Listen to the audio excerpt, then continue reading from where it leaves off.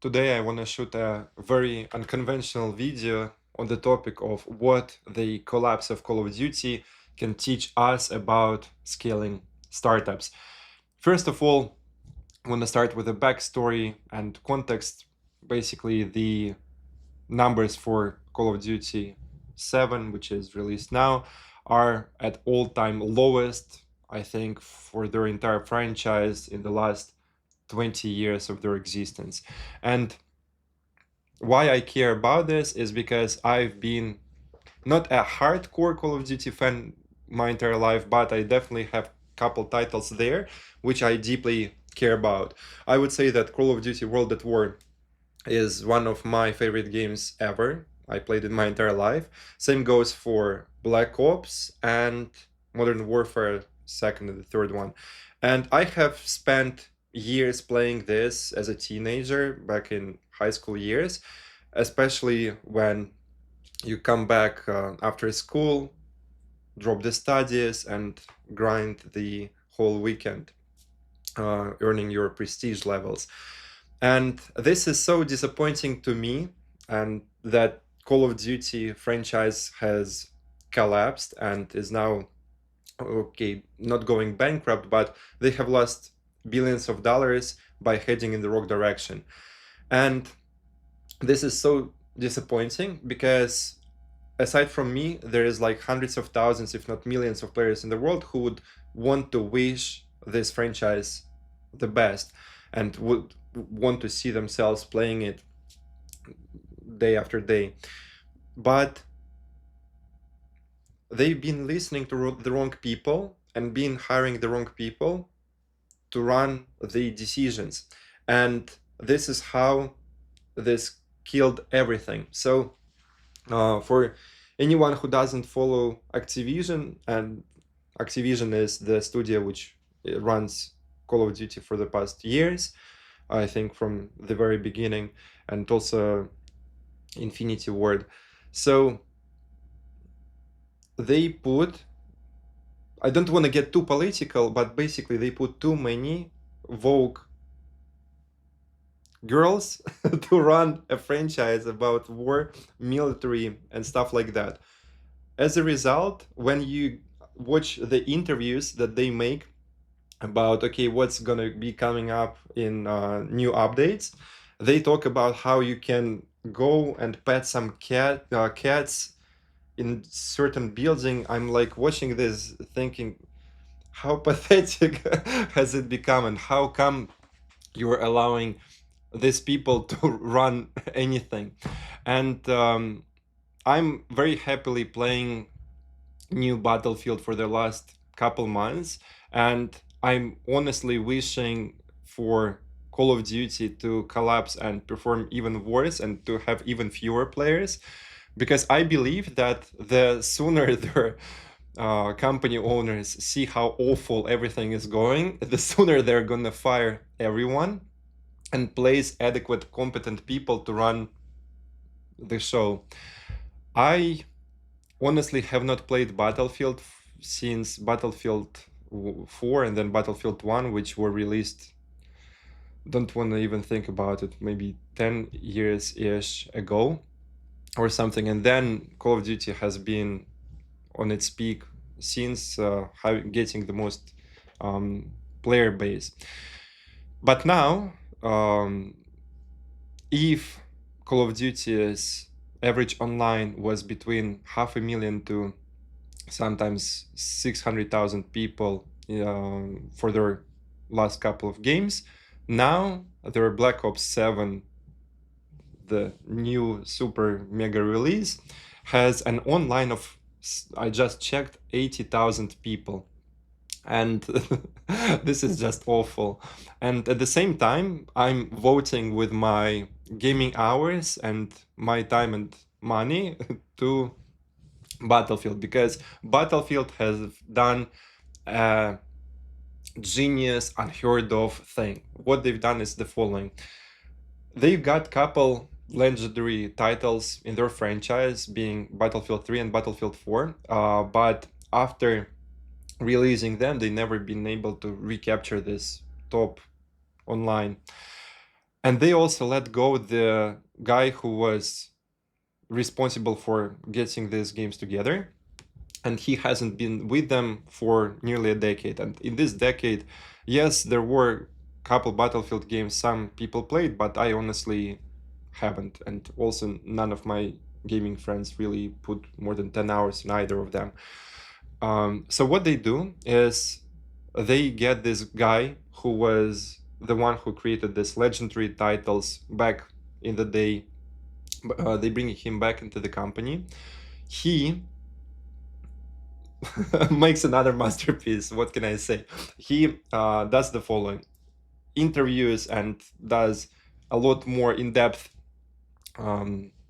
studies of what actually kept players in Battlefield 3 and 4, and why many people to this day believe that these are one of the best FPS shooters out there, and definitely they own a place in my heart as well.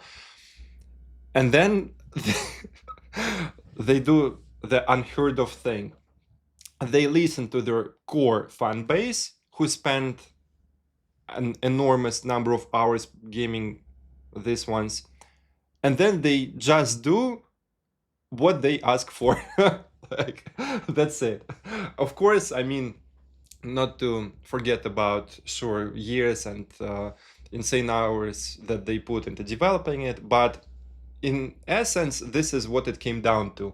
They brought back the guy who basically created the legendary titles, and instead of worrying about microtransactions, battle passes, even though now they made one, and skins, and create, like, trying to turn their franchise into a clone of Fortnite, which they, I mean, Battlefield couldn't be further from it. They decide to double down on what actually has been getting their core fan base to be playing and recommending the game.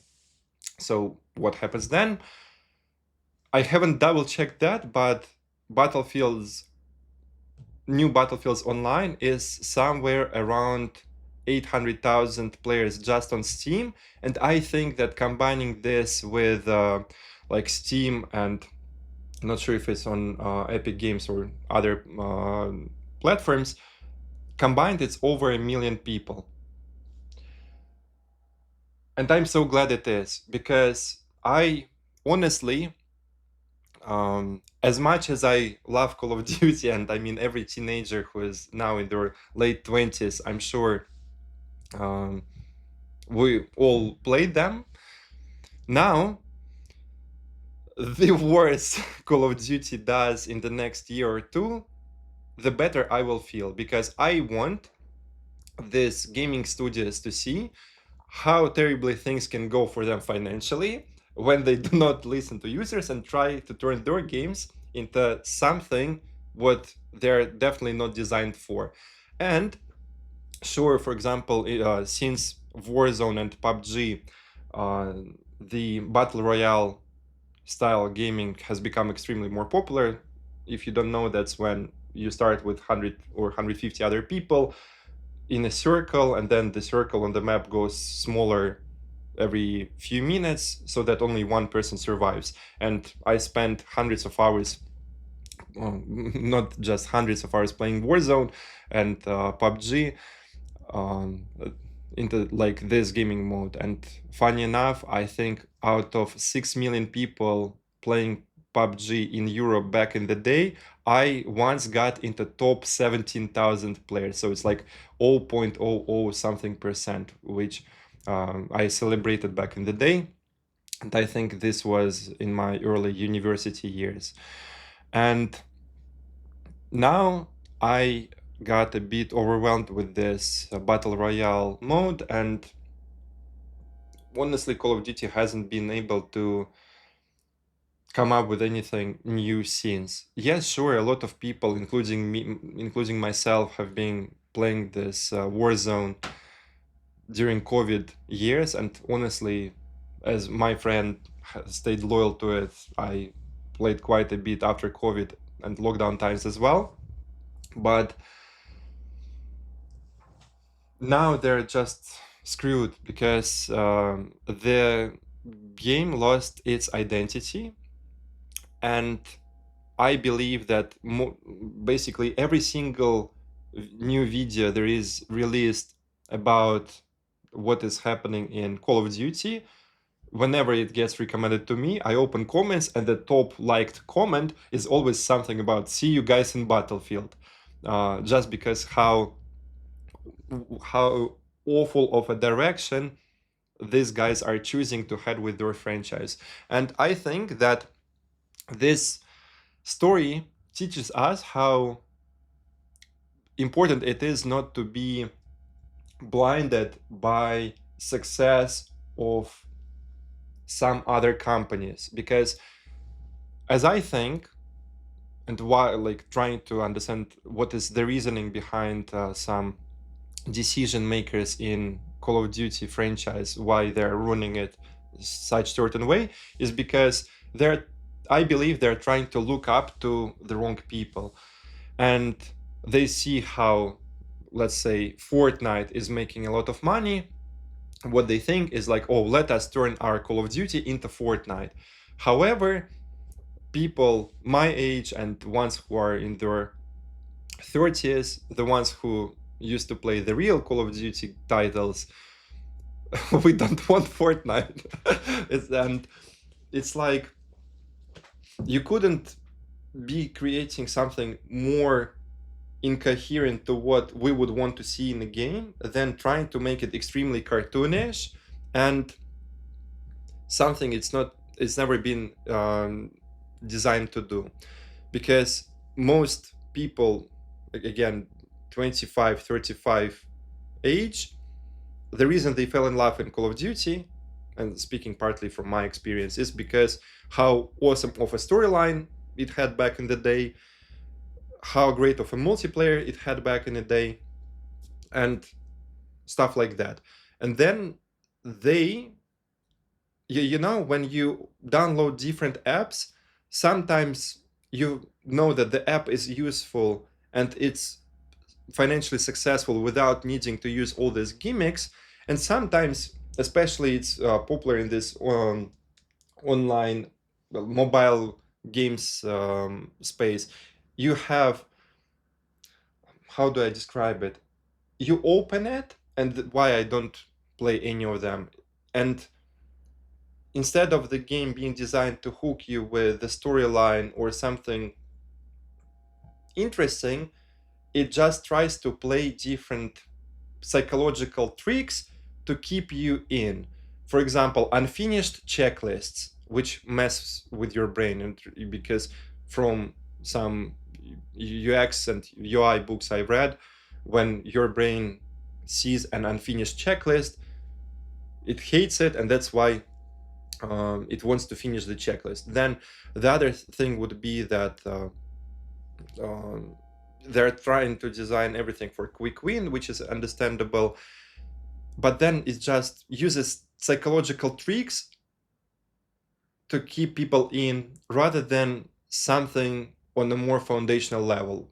Let's put it as an interesting game on its own. Now, what exactly I believe this collapse of, and I can say collapse of Call of Duty franchise, because now it's online is like 1 million players lower than Battlefield, which would be like, no one would believe that if you said it, let's say 5 years ago or even 3 years ago, and I'm super happy it is like that now. What it teaches us about startups, B2B SaaS, or business in general, is when you betray your core fan base of your core customers, and when you listen to wrong people rather than them, it's easy to go bankrupt really quickly. And unfortunately, well, or fortunately, I also have experience like that. How one time when building a startup, I would be collecting feedback from everyone, and instead of me trying to prioritize feedback accordingly, I would treat it all equal. And instead of me thinking, okay, this one is a paying user, this one is a user who is paying even more, and this one is a user who is paying even more and is also extremely active, what mistake I've made is I treated all this feedback equally. And that's how I put equal weight to some words I heard from a person who never logged into my product and from someone who was an active paying customer. As you can imagine, after a couple of months, the product went nowhere, and that's how I needed to shut it down because, well, back then I didn't zoom out and runway shrinked for this one. So my message with this video is to remind you how important it is to listen to your core paying customers when designing your feature roadmap, marketing message, and basically your entire business vision. Because when just before recording this one video, I decided to look up the top 10 most money-making games of all time. The third place, the game called Dungeon Fighter Online, has made $22 billion. I have never in my life, despite me playing hundreds of different, maybe thousands of different video games, have ever heard about Dungeon Fighter Online. And yet they managed to make $22 billion profit.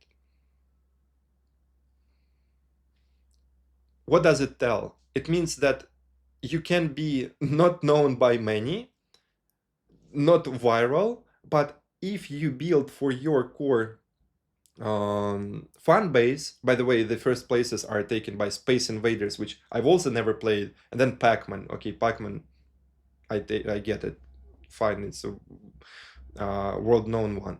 But imagine, like, out of top 3 most money-making games in the human history, I haven't played 2 of them, despite me considering myself, well, not a hardcore gamer, but video games have played a tremendous part of my life, and I think I've spent tens of thousands of hours in them, especially in competitive ones. You may only appeal to few and still be making billions of dollars. If that's the case, then it's super important not to be treating feedback from all people equally, especially when it comes down to FPS shooter games. And secondly, when you start placing wrong people to run the things and to run the show, and you let them to create games or create roadmaps for their businesses based on their own thinking rather than them heavily relying on interviews with core customer base, you can collapse. Well, let me just check from ChatGPT.